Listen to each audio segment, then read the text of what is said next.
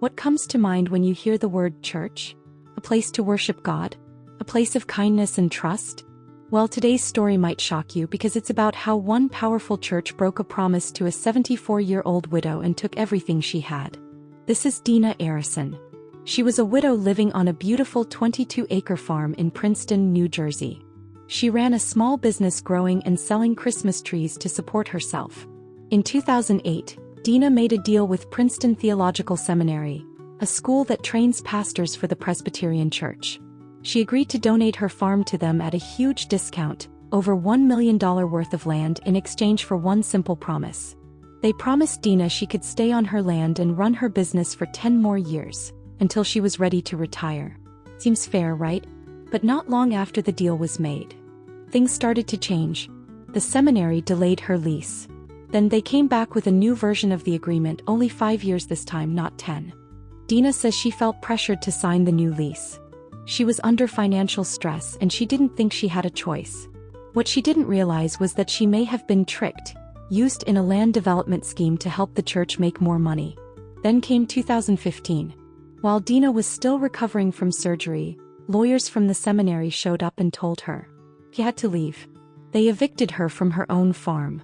Her belongings were tossed out, her business was lost, and she had nowhere to go. The Christmas tree farm that supported her? Gone. The home she loved? Taken. And the church that promised to care for her? Nowhere to be found.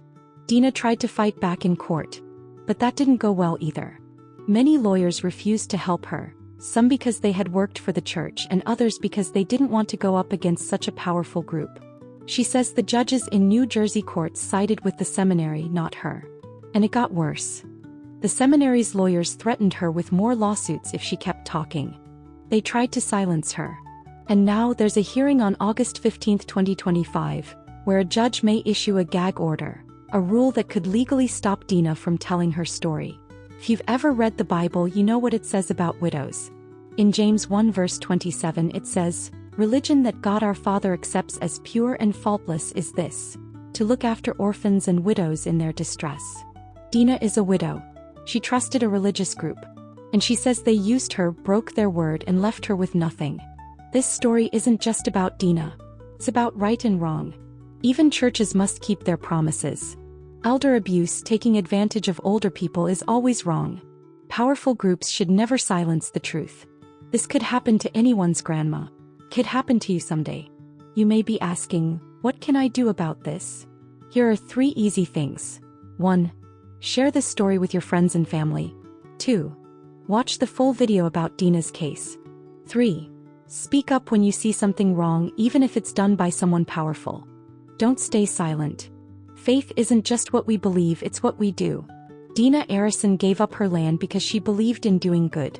Now we have to decide, will we stand with her? Or let powerful people get away with injustice?